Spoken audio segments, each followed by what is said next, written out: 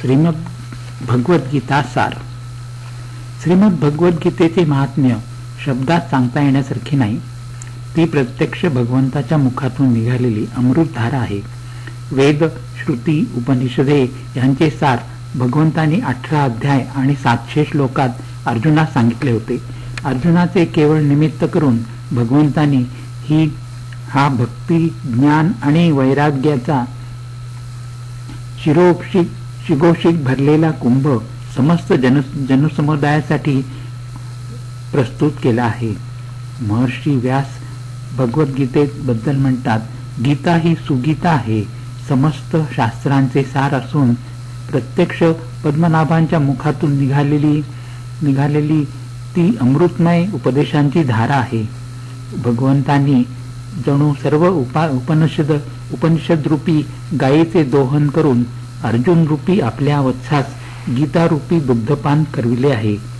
अनेक शास्त्रे, ग्रंथ यांचे अध्ययन करण्यापेक्षा एका गीतारूपी अमृताचे अकंठपान केल्यास आपण या भीषण भवसागरातून सुलभतेने पैलतीरास जाऊ शकू. या दिव्य ग्रंथाच्या पठनाने भगवान विष्णूंच्या चरणी भक्ती जळून भय, शोक, दुःख यांची पूर्णपणे निवृत्ती होते आणि पूर्वजन्मातील पापे नष्ट होऊन चित्तशुद्धी होते. असे आहे श्रीमद भगवद्गीतेचे महात्म्य. भगवान श्रीकृष्णाने कौरव पांडवांमधील होणारे महायुद्ध टाळण्यासाठी अनेक प्रयत्न केले होते. परंतु दुर्योधन युद्धासाठी अत्यंत उत्सुक होता. त्याला वाटत होते पांडवांचे अल्प सैन्य त्याच्या विशाल सेनेपुढे टिकाव धरू शकणार नाही आणि युद्धात आपलाच विजय होणार हे निश्चित. यथाकाली कुरुक्षेत्राच्या रणभूमीवर कौरव पांडवांचे सैन्य युद्धासाठी सज्ज झाले. युद्धाचा वृत्तांत प्रत्यक्ष पाहून धृतराष्ट्रास कळावा या उद्देशाने महर्षी व्यासांनी संजयास दिव्य दृष्टी प्रदान केली होती. ज्याच्या योगाने तो राजदरबारात धृतराष्ट्राच्या जवळ बसून युद्धाचे प्रत्यक्ष नेत्रांनी पाहून त्यातील प्रसंगांचे वर्णन करून सांगू शकत होता. धृतराष्ट्राने संजयास विचारले, अरे संजया, कुरुक्षेत्राच्या पुण्यभूमीत एकत्र जमलेल्या माझ्या आणि पांडूंच्या युद्धेच्छू पुत्रांनी काय केले?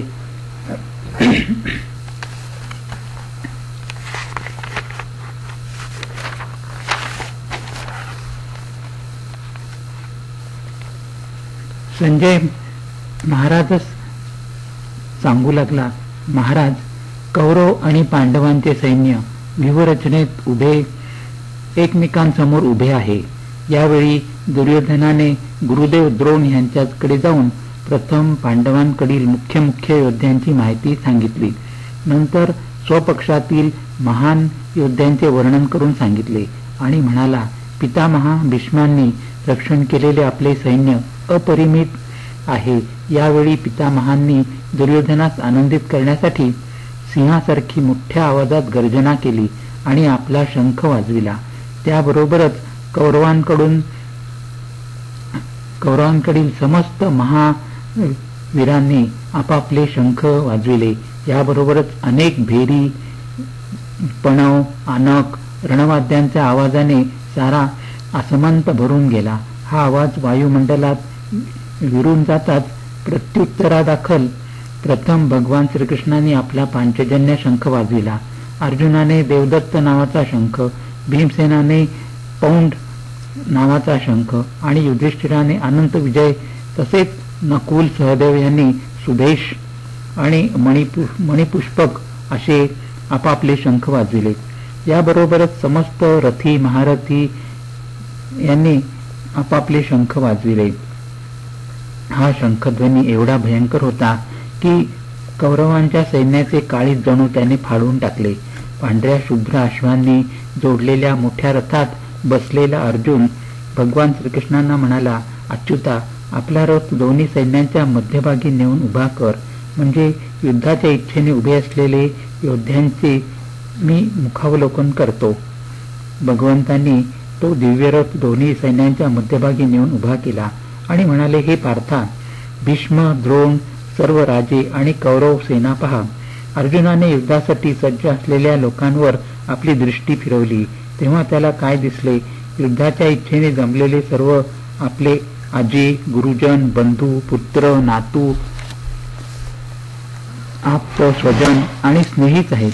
या सर्वांना पाहून अर्जुनाचे हृदय परम करुणेने भरून गेले आणि खिन्नतेने तो भगवंतांना म्हणाला, कृष्णा, युद्धाच्या इच्छेने येथे जमलेल्या आप्तस्वजन, गुरु, बंधू यांना पाहून माझी गात्रे शिथिल होत आहेत.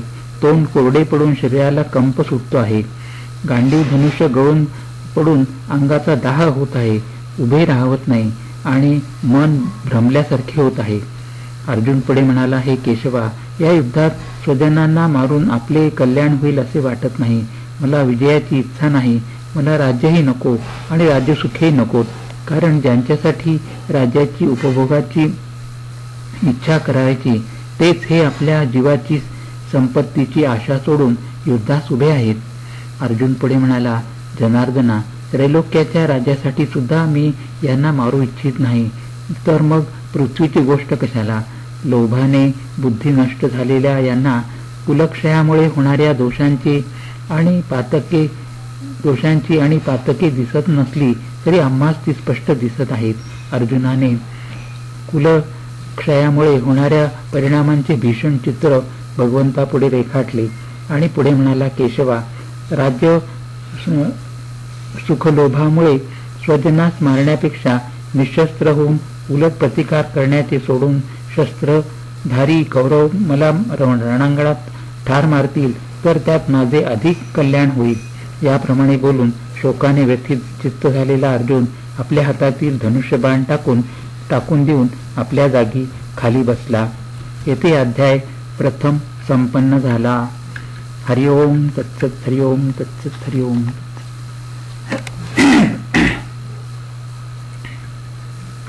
अशा निराश झालेल्या अर्जुनास भगवान म्हणाले, अरे पार्था, तू ज्याचा शोक करू नये त्याचा शोक करतोस आणि मोठ्या ज्ञानाच्या गोष्टी सांगतोस. देह धारण करणाऱ्या या देहात ज्याप्रमाणे बालपण, तारुण्य, वार्धक्य येते त्याचप्रमाणे दुसरा देह प्राप्त होतो. म्हणून या बाबतीत ज्ञानी पुरुष मोह पावत नाहीत.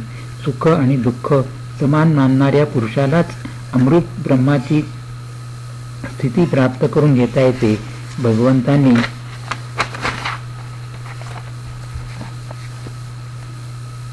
येथे मनुष्य जीवनाची दोन महान तत्वे अर्जुनास सांगितली. ती म्हणजे देहाची अनित्यता आणि आत्म्याची अमरता. भगवान म्हणाले, पार्था, हे संपूर्ण विश्व ज्याने व्यापले आहे ते आत्मस्वरूपी ब्रह्म अविनाशी आहे.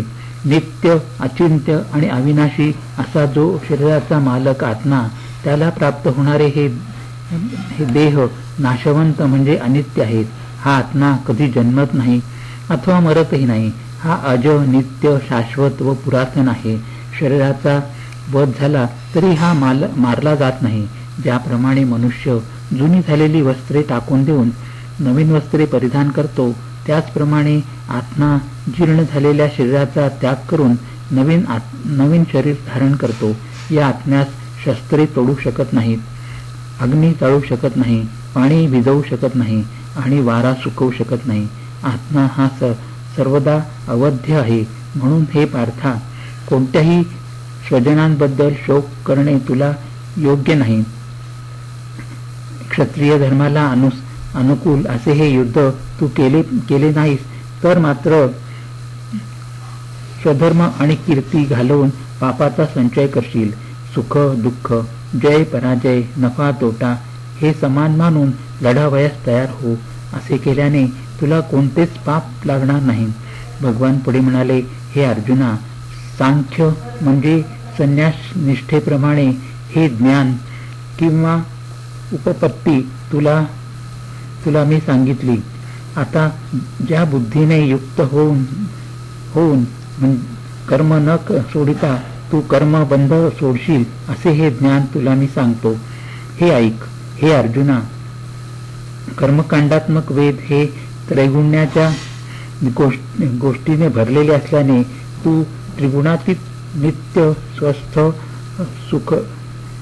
सुख दुःख इत्यादी द्वंद्वापासून अलिप्त राहून योगक्षेमादी स्वार्थात न गुंतता आत्मनिष्ठ हो. कर्म करण्यापुरताच तुझा अधिकार आहे. कर्माचे फळ मिळणे अथवा न मिळणे हे सर्वस्वी तुझ्या अधिकारातले नाही. म्हणून माझ्या कर्माचे एक विशिष्टच फळ मिळाले पाहिजे असा हेतू मनात धरून कर्मे करू नकोस. हे धनंजया, आसक्ती सोडून कर्म सिद्ध हो अथवा निष्फळ हो, दोन्ही सारखीच मानून कर्म कर. साम्य बुद्धीने युक्त झालेला पुरुष पाप आणि पुण्य या दोन्हीपासून अलिप्त राहतो. भगवंताचे वक्तव्य ऐकल्यानंतर अर्जुन म्हणाला, केशवा, समाधीस्थ स्थितप्रज्ञ कोणास म्हणावे? त्याचे बोलणे चालणे बसणे कसे असते? भगवान म्हणाले, अरे पार्था, जेव्हा साधक आपल्या मनातील सर्व वासनांचा त्याग करतो आणि आपल्या ठाईच संतुष्ट होऊन राहतो तेव्हा त्या स्थितप्रज्ञ म्हणावे. दुःखात ज्याच्या मनाला खेद होत नाही आणि सुखाची ठाई ज्याची आसक्ती नाही, तसेच ज्याचे भय, क्रोध, प्रीती ही सुटली आहेत, तो स्थितप्रज्ञ म्हणावा. सर्व गोष्टीत ज्याचे मन निस्संग झाले आहे आणि यथाप्राप्त शुभ अथवा अशुभाचा ज्याला आनंद किंवा विषाद होत नाही, तो स्थितप्रज्ञ पदास पात्र होतो. जेव्हा साधक इंद्रियांच्या शब्द, स्पर्श, रस, गंध आदी विषयांपासून आपली इंद्रिये कासवाप्रमाणे आवरून घेतो तेव्हा त्या स्थितप्रज्ञ म्हणावे. भगवान पुढे म्हणाले, अर्जुना, सर्व इंद्रियांचे संयमन करून योगयुक्त आणि मतपरायण होऊन राहावे. भगवान पुढे म्हणाले, विषयांचे चिंतन करणाऱ्या पुरुषाचे त्या विषयांचे ठिकाणी प्रीती वाढत जाते. या संघापासून पुढे काम म्हणजे ते विषय प्राप्तीची वासना उत्पन्न होते. या वासना तृप्तीमध्ये अडथळे आल्यास क्रोध उद्भवतो. क्रोधापासून संमोह म्हणजे अविवेक आणि समोहापासून स्मृतिभ्रंश आणि स्मृतिभ्रमापासून बुद्धिनाश आणि पुढे सर्वस्वी घात होतो. सर्व आसक्ती सोडून जो पुरुष निस्पृह होऊन व्यवहारात वर्तन करतो आणि ज्याला ममत्व व अहंकार नाही त्याला शांती मिळते. भगवान पुढे म्हणाले, पार्था, ब्राह्मी स्थिती म्हणतात ती हीच. ही प्राप्त झाल्यावर कोणी मोहात पडत नाही. अंतकाळी त्यास या स्थितीमध्ये राहून ब्रह्मात मिळून जाण्याच्या स्वरूपालाच मोक्ष असे जाण्याच्या स्वरूपाचा मोक्ष त्यास मिळतो. अशा प्रकारे सांख्ययोग नावाचा दुसरा अध्याय संपन्न झाला. हरिओम तत्सत, हरिओम तत्सत, हरिओम.